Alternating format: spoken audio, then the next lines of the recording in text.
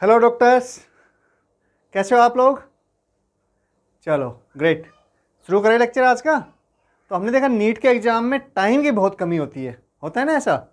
तो कुछ ऐसी चीज़ें ढूंढे जिससे कि हमारा टाइम बच सके, मतलब समझ के साथ में होने, रट्टे नहीं मारने हैं, समझ के साथ में कुछ ऐसे सिमेट्री, मतलब कुछ ऐसा देखे कि भी हाँ ये सीधा सीधा रिजल्ट मिल रहा है हमें ना। इस तरह के अगर क्वेश्चंस हो तो उसमें सीधा रिजल्ट हम कैलकुलेट करने के बजाय या फिर उसमें टाइम कंज्यूम करने के बजाय हम सीधा लिख सकते हैं। ठीक है, तो ऐसा राइट ओके।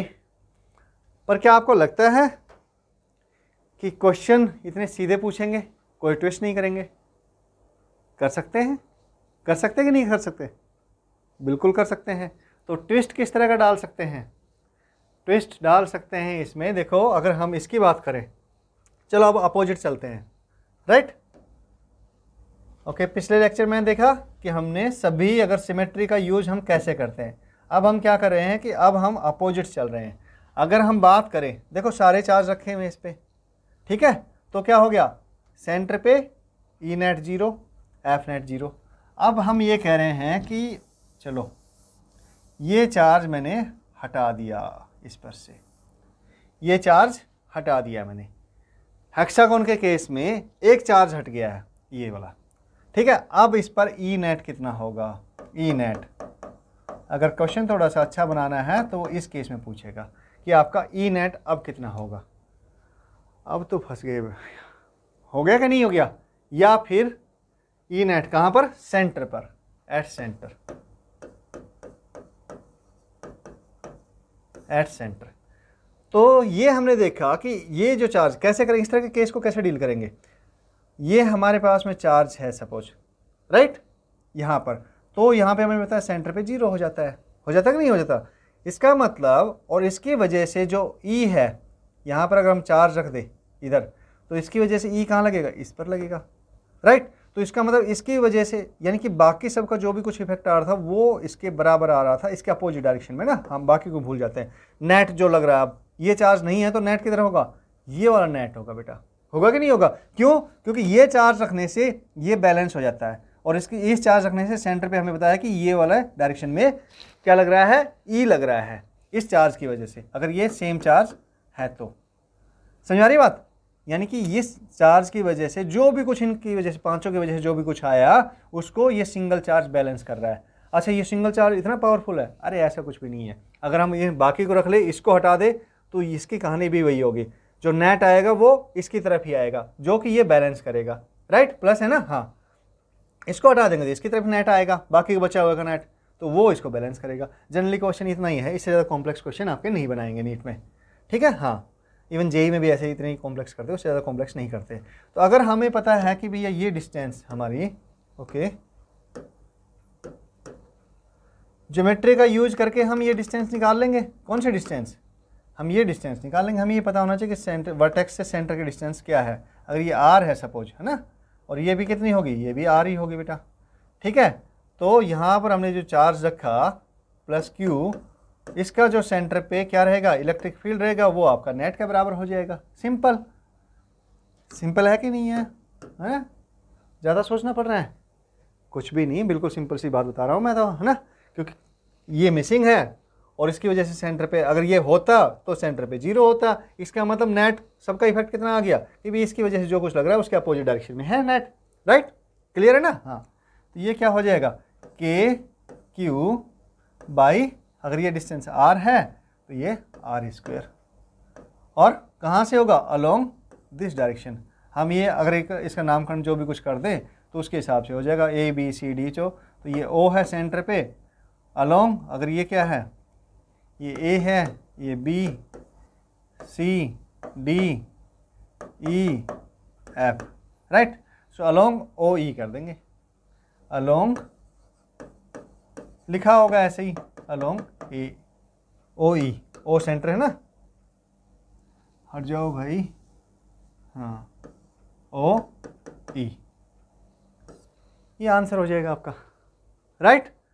अगर इस केस की बात करें हम इसमें, तो इसमें अगर हमने सपोज ये हटा दिया, कोई भी एक चार्ज हटा दो, ये हटा दिया, ऐसे क्वेश्चन पूछेगा।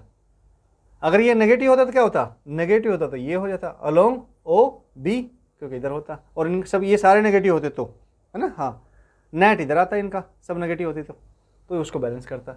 इस केस में भी क्या होगा भाई, इसकी वजह से जो इलेक्ट्रिक फील्ड यहाँ पे बनेगा उसको वो मिसिंग है, अगर वो होता तो नेट जीरो होता, तो नेट जीरो नहीं है, मतलब कि बाकी, और इसकी वजह से जो इलेक्ट्रिक फील्ड होगा उसके बराबर ही बाकी का इफेक्ट होगा, है ना। ठीक है, समझ में आ रही बात, गुड। अगर ये मैं कहता हूँ कि प्लस क्यू चार्ज रख दिया हमने यहाँ पर, तो इसकी वजह से नेट जो आएगा वो कहाँ पे आएगा, इधर आएगा, है ना। इसकी वजह से जो इलेक्ट्रिक फील्ड बनेगा सेंटर पे वो इधर बनेगा, तो बाकी सबका नेट किधर है, बाकी सबका नेट इधर है, और किसके बराबर है, इसकी वजह से जो सेंटर पे इलेक्ट्रिक फील्ड होगा उसके बराबर। सो ई is equal to k Q square by, अगर ये डिस्टेंस आर है तो ये इसमें दोनों में आर नहीं होगी, सेम ध्यान करना, है ना। ये एल है तो इसमें और इसमें रिलेशनशिप अलग रहेगा, अगर मैं ये आर कंसिडर कर रहा हूँ, या फिर ओके कंफ्यूज मत होना यार, ये एल कर लेते हैं इसको, ठीक है, या फिर ए कर लेते हैं, ए है ये, सपोज ये यहाँ से वर्टेक्स की डिस्टेंस कितनी है, सेंटर से ए है, सो ये के क्यू बाई ए स्क्वायर, ये इलेक्ट्रिक फील्ड हो जाएगा अगर हम इस चार्ज को नहीं रखें तो। ये तो नेट इलेक्ट्रिक फील्ड आपका, net electric field due to all these 4 charges, right, 1 2 3 4 centre पे, कहाँ पर, एट सेंटर, तो ये हो जाएगा बेटा, क्लियर है, राइट। सिंपल सा केस बनता है, लेकिन अगर वैसे करने बैठोगे ना इनको, तो फिर आपको लगेगा बहुत कॉम्प्लेक्स बना दी गई चीज़ें, है ना, लगेगा कि नहीं लगेगा, बिल्कुल ऐसा ही होगा। तो चलो देखते हैं आगे, बैक चले वापस, हाँ, अपने इस केस पे आ जाते हैं। अगर मैम अब हम कहें कि भैया ये जो चार्ज है ये हटा दिया हमने, राइट, तो क्या होगा, कुछ नहीं, नेट अगर ये चार्ज रहता, अगर ये चार्ज ऐसे है तो नेट हमें कितना पता है, हमें पता है कि नेट जीरो हो जाएगा इस पर, कहाँ पर, सेंटर पे। और अगर ये कह रहा है कि ये हटा दिया है भाई हमने, हटा दिया तो कोई बात नहीं सर, हम हटा देते हैं इसको भी, ओके, ये लो भाई, ये हटा दिया है। अब बताओ मुझे सेंटर पे कितना होगा नेट। ऑब्वियसली अगर ये होता चार्ज तो जीरो होता, तो जो नेट होगा इसकी वजह से जो होगा उसके अपोजिट नेट होगा, है ना, नेट इलेक्ट्रिक फील्ड। तो ये कितना हो गया, अगर ये डिस्टेंस ये आर है तो ये हम निकाल सकते हैं वर्टेक्स से सेंटर की डिस्टेंस, सपोज ये एल है, सपोज ये आर आ गई, राइट, तो और ये प्लस क्यू चार्ज है ना, यहाँ पर प्लस क्यू चार्ज एज्यूम कर लेंगे, जो भी चार्ज है यहाँ पे वही एज्यूम कर लेंगे यहाँ पर। सो ई क्या हो गया, ई आपका आ गया, E net that will be equal to k q by r square along, ये इसका कहाँ पे रहेगा, इसके ऑपोजिट इसमें रहेगा, तो इसमें नेट इन सब का नेट कहाँ पे रहेगा, इन सब का नेट आपका अलोंग दिस डायरेक्शन। अगर ये ए है, ये बी, ये सी और ये डी है, और ये सेंटर आपका ओ है, सो अलोंग इनका नेट कह रहा हूँ मैं, है ना, हाँ नेट, नेट तो कहाँ रहेगा, इसकी वजह से इधर रहेगा, तो नेट अपोजिट में रहेगा, है ना, अलोंग ओ ए, ओ ए ये रहेगा। अच्छा, उसमें पिछले वाले केस में देखिए एक बार, हाँ हमने क्या लिखा है ये, ओके राइट, ये वाले में ये नेट की जो डायरेक्शन आएगी, क्या लिखी हमने कि नेट इसकी वजह से तो यहाँ पे आएगा, तो यहाँ पर नेट की जो डायरेक्शन आएगी बेटा वो ये आएगी, हाँ नेट की डायरेक्शन ये नहीं होगी, नेट की डायरेक्शन होगी along O B, O B, ठीक है। हाँ मुझे अभी ध्यान आया कि हाँ शायद हमने नेट के बजाय इसकी वजह से जो चार्ज लगेगा, मतलब जो इलेक्ट्रिक फील्ड लगेगा वो हमने कर दिया है, डायरेक्शन आपकी अलोंग ओ बी आएगी। क्यों, क्योंकि इस चीज़ को तो न्यूट्रलाइज करेगा ये वाला चार्ज, है ना, इसके मतलब इसका जी, इसकी वजह से जो इलेक्ट्रिक फील्ड होगा जो वो किसको न्यूट्रलाइज करेगा, नेट को न्यूट्रलाइज करेगा, और इसकी वजह से इलेक्ट्रिक फील्ड कौन सी डायरेक्शन में होगा, ये डायरेक्शन में होगा, ओ ई के डायरेक्शन में होगा, ठीक है। हाँ तो नेट आपका अलोंग ओ बी लगेगा, ध्यान रखना। इसमें नेट का होगा अलोंग, अगर ये ए है, ये बी, ये सी, ये डी और ये ई है, तो कहाँ लगेगा, यहाँ से अवे होगा ना। अगर हम चार्ज यहाँ पे रखें तो ये अवे होगा, तो ये अलोंग नेट कितना होगा इन सब का, इस डायरेक्शन, इसके अपोजिट में होगा, यानी ओ ई, अलोंग ओ ई होगा, राइट, उसी की तरफ होगा। मतलब बेसिकली समझ में आया, यहाँ पे बी है तो बी पे चार्ज मिसिंग था, ये चार्ज मिसिंग था, तो ओ बी के अलोंग होगा। यहाँ पे ई पे चार्ज मिसिंग है तो ओ ई के अलोंग होगा। ठीक है, हाँ नेट। और इधर आ जाते हैं, यहाँ पे कहाँ चार्ज मिसिंग है, ए पर चार्ज मिसिंग है तो ओ ए होगा, अलोंग ओ ए होगा। ठीक है, डायरेक्शन इसी तरह से आएगी, ध्यान रखना, क्योंकि नेट इसका इधर आएगा और इसका अपोजिट ये होगा। लेकिन यहाँ पे एक चीज़ चेंज हो जाएगी, अगर ये माइनस चार्ज है सारे, क्या कर रहा हूँ मैं, इधर माइनस चार्ज दिए हैं, सपोज ये माइनस चार्ज है, माइनस क्यू है ये प्लस की जगह पे, और यहाँ पर भी माइनस क्यू है और यहाँ पर भी माइनस क्यू है, राइट। तो क्या होगा, अब इसकी वजह से नेट जो इलेक्ट्रिक फील्ड लगेगा वो कहाँ पे लगेगा, इसकी वजह से इधर लगेगा, राइट, इधर लगेगा, इसकी वजह से इधर लगेगा। और जो नेट यहाँ पे होना चाहिए था, अगर ये माइनस क्यू होता यहाँ पर तो ये बैलेंस हो जाता, तो इसकी वजह से इलेक्ट्रिक फील्ड कहाँ होता, इधर होता। तो इसका मतलब नेट कहाँ पर है, इसके अपोजिट डायरेक्शन में, इधर, है ना। हाँ, अगर नेगेटिव चार्ज है तो डायरेक्शन चेंज होके क्या हो जाती, अलोंग ओ सी, अलोंग ओ सी। कब, अगर ये माइनस क्यू है प्लस क्यू की जगह पे। ठीक है, समझ रहे, डायरेक्शन चेंज हो जाएगी। पीछे वाले केस में भी एक बार देख लो, अगर ये माइनस के चार्ज होते सारे तो डायरेक्शन उल्टी हो जाती बेटा, इस केस में भी, है ना। फिर ओ ई सही था अगर ये माइनस चार्ज होता ना, तो क्योंकि नेट कहाँ पे, ये अगर ये माइनस चार्ज होता तो क्या होता, इलेक्ट्रिक फील्ड इसका इधर लगता, राइट। अच्छा, इलेक्ट्रिक फील्ड तो हमने कह दिया, है ना। अगर हम बात करें फोर्स की, अगर सपोज यहाँ पे सेंटर पे कोई प्लस चार्ज रख दिया, कोई क्या रख दिया, प्लस चार्ज रख दिया, तो क्या होगा, जब सारे चार्ज हैं तो हमें पता है कि एफ नेट कितना होता है, 0 होता है, राइट। जब एक चार्ज मिसिंग है तो उसकी वजह से जो फोर्स होगा, जैसे इलेक्ट्रिक फील्ड है उसकी वजह से, इस चार्ज की वजह से, तो ये मिसिंग है तो इसकी वजह से जो फोर्स होगा वही आपका नेट होगा, लेकिन डायरेक्शन अपोजिट होगी। क्या कर रहा हूँ मैं, डायरेक्शन अपोजिट होगी।